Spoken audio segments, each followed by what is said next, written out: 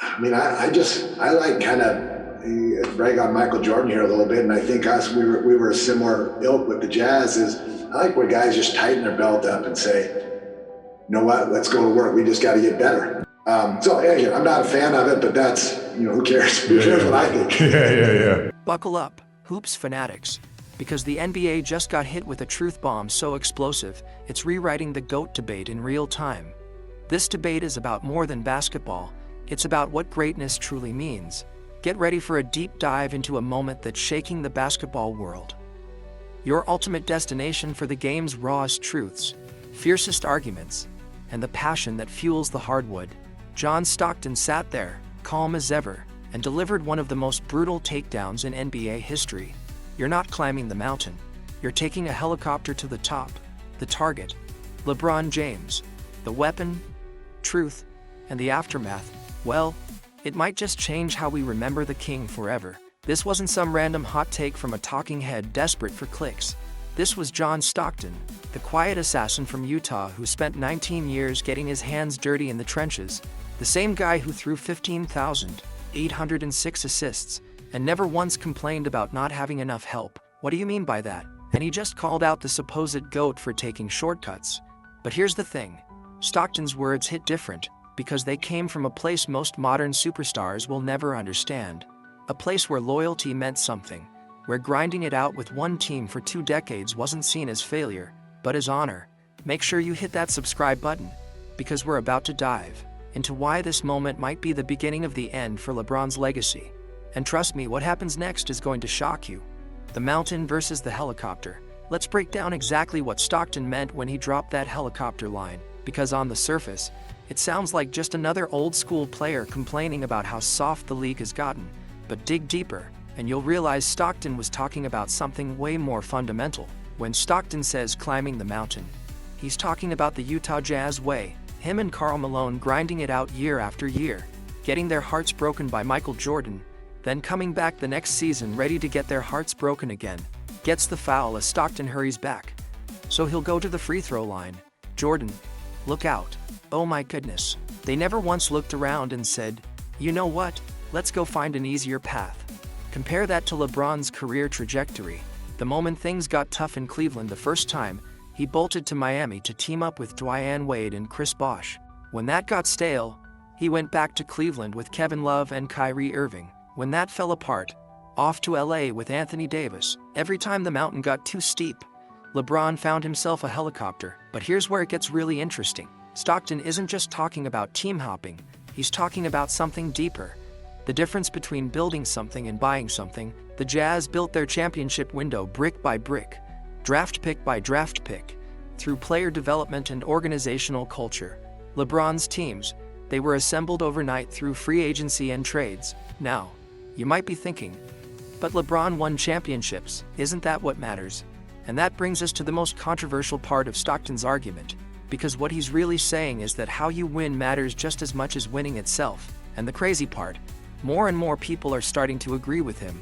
But before we get into that, we need to talk about what this means for how we remember legends when they're gone. Here's something nobody talks about when they're debating the GOAT. What happens to your legacy after you hang up the sneakers? Because retirement is the ultimate test of greatness. It's when the noise dies down, the media hype fades away, and we're left with just the pure essence of what a player accomplished. And this is where things get really scary for LeBron.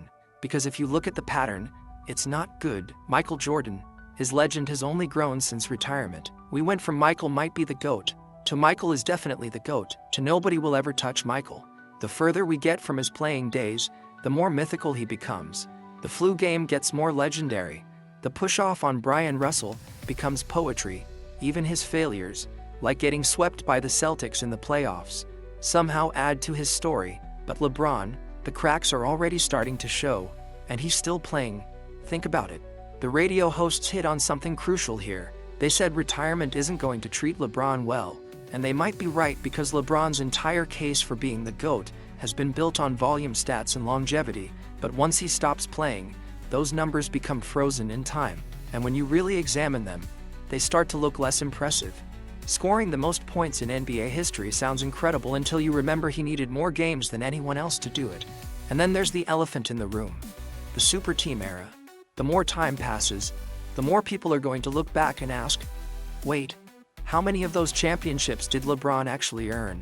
Because that helicopter comment from Stockton, it's going to age like fine wine. But what's really wild is how this connects to something much bigger happening in basketball culture right now. The authenticity problem. There's something deeper going on here that goes way beyond basketball. John Stockton represents something that's disappearing from sports. Authenticity. And LeBron, well, he might represent everything that's wrong with modern athlete culture. Stockton spent 19 years in Utah. Utah. Not exactly the glamour destination for NBA superstars. LeBron's career has been the opposite of authentic. Every move has been calculated, orchestrated by his media team at Clutch Sports. The decision wasn't a basketball choice. It was a made-for-TV event designed to maximize his brand.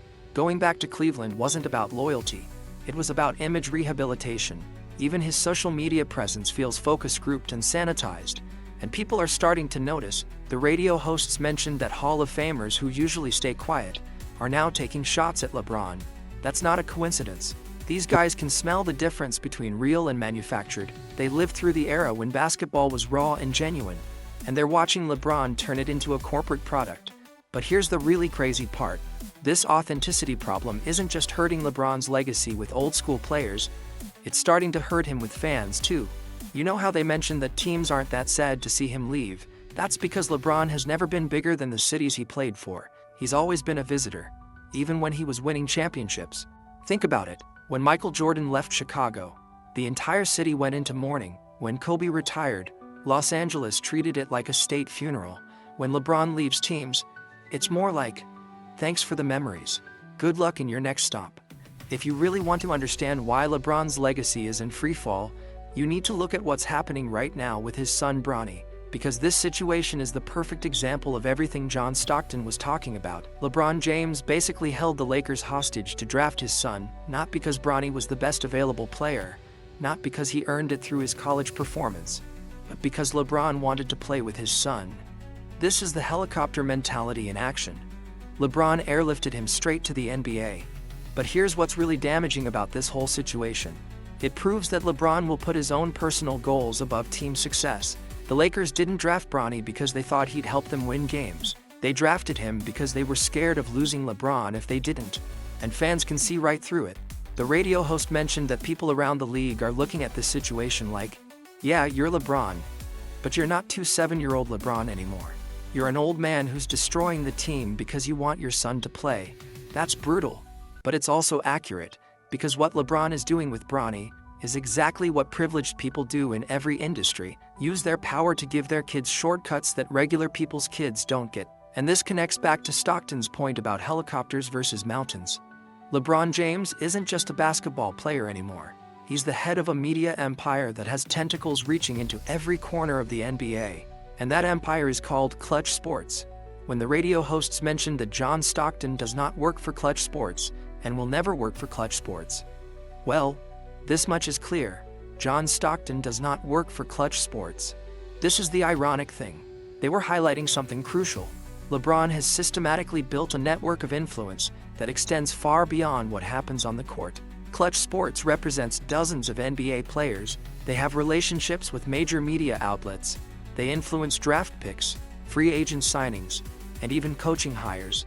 Michael Jordan's myth grows stronger with time, but LeBron's legacy risks fading as fans crave the raw, unfiltered heart of the game. This is the kind of truth that redefines basketball history. Smash that subscribe button, drop your take in the comments, and stay locked in for more explosive breakdowns that keep the hardwood alive.